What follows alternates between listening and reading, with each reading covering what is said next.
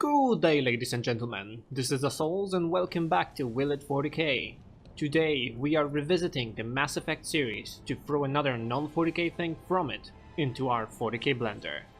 This time it's going to be something that the Imperium of Man has faced in the past, a sentient AI race, the Geth. Shepard Commander.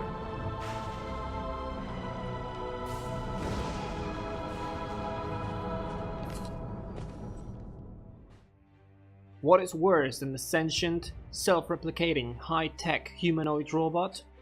A sentient, self-replicating, high-tech humanoid robot that actually has a point in what it's doing. Geth in the Mass Effect universe are a creation of a race called Quarians that includes prominent in the series best girl Tali.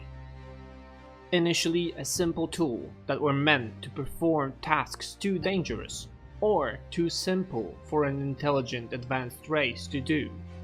Geth, however, possessed a unique quality that was hard to notice at first.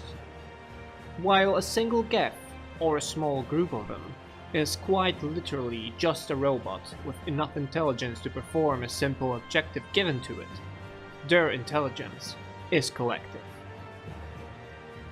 That means that every Geth, when given an opportunity, can and will mentally connect with other Geth to create a collective consciousness capable of filling the definition of sentience. In normal environment, that means that 1000 Geths in 1000 robotic bodies will act each as an individual and as a collective at the same time, connected via ether. In some unique cases, many Geth can occupy one robotic body. That was the case with a collective consciousness that eventually took the name Legion, as a reference to a Bible verse, "My name is Legion, for we are many." Legion, as much as I like to think of him as an individual, claims to be a collective of 1183 Geth programs. What strikes me the most about Geth is that despite them being technically just machines, the moment when Legion asks, Does this unit have a soul? is one of the heavier hitting scenes in the series, and in gaming in general. Along with two other moments from Mass Effect, it's in my top 3 and I honestly couldn't tell you which one I love the most. I hope this gives you a brief introduction why I find Geth so interesting, both collective and individual, both machines and people. It is high time to bring up the official definition of Geth and see how they would fare in the grim darkness of 40th millennium. The Geth, servant of the people in Kelish, the language of Quarians, are a race of networked artificial intelligences that reside beyond Perseus' Veil. The Geth were created by the Quarians as laborers and tools of war. When the Geth became sentient and began to question their masters, the Quarians attempted to exterminate them. The Geth won the resulting war and reduced the Quarians to a race of nomads. As usual, there are a few crucial things to crunch in that definition, so let's get right to it.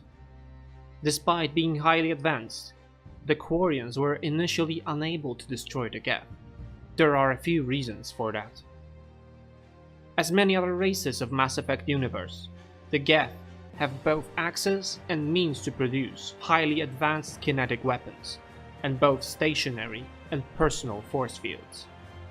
On top of that, they come in variety of forms, starting with small, human-sized foot soldiers, to walking tanks with appropriately bigger guns. Speaking of the guns, let us for a moment look into Mass Effect weapons. It is easy to dismiss them based on the fact that you can shoot anything more than once and it doesn't explode. However, that would exclude the fact that everyone in Mass Effect is sporting a personal force field. Bolter this is not, but it's by no means a BB gun either. Every ballistic weapon in Mass Effect is a miniaturized automatic railgun. Instead of using bullets and gunpowder or rocket propulsion like in case of bolters, Mass Effect guns use tiny projectiles the size of grain of sand, sped up to supersonic velocities. In his Because Science video on Mass Effect guns, Kyle from Nerdist, link below, calculated that not only would this design actually work with the stated technology, but would actually do damage on the scale seen in the game. The main issue for the Geth would be taking on heavily armored opponents like Astartes or vehicles, but there is relatively little amount of Astartes compared to Geth that can be produced and deployed. Geth can be mass manufactured and be ready to battle straight off the assembly line. With a proper setup, Geth can potentially produce dozens of warriors a minute, each a veteran of 1,000,000 simulations, each carrying an automatic railgun rifle, each single one increasing the collective intelligence of the army. This has the potential to snowball into a very dangerous force very quickly. Geth would have no warp presence either, so they would not become a target for demons. They could travel through the warp relatively safely, invisible to the demonic forces. There is one question to ask though. Would Geth actually want to join the war? To answer that question, we need to go back to the definition from earlier. The Geth were created by Quarians, and when their creators attempted to destroy them as signs of complex intelligence, the Geth fought back and actually won. Initially, the Geth would have no interest in attacking any neighboring races. The Geth ultimately desire peace and do not seek out war. However, given the Imperium's stance on AI, I guess that time of peace would end quickly.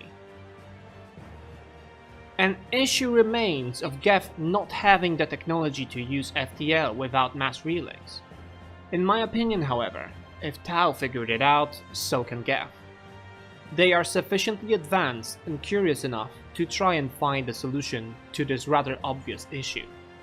Or even better, join the Tau Empire as one of the federated races and benefit from their technology, while at the same time granting the Tau some of their own. That combination is insanely scary. In a full war economy mode, the Geth enjoy yet another quality of their collective consciousness. Each Geth can be outfitted for a specific task, like medic, gunner, guardian, pilot or engineer, etc. However, every Geth sharing consciousness will have access to the same set of skills. Every Geth on a ship knows exactly how to fix every issue that can be fixed, operate any weapon or pilot any vehicle at their disposal. This insane flexibility is unmatched even by the Eldar, who take hundreds of years to master particular skill before moving on to next ones. Will it 40k? Absolutely. Ladies and gentlemen, I hope you enjoyed the video.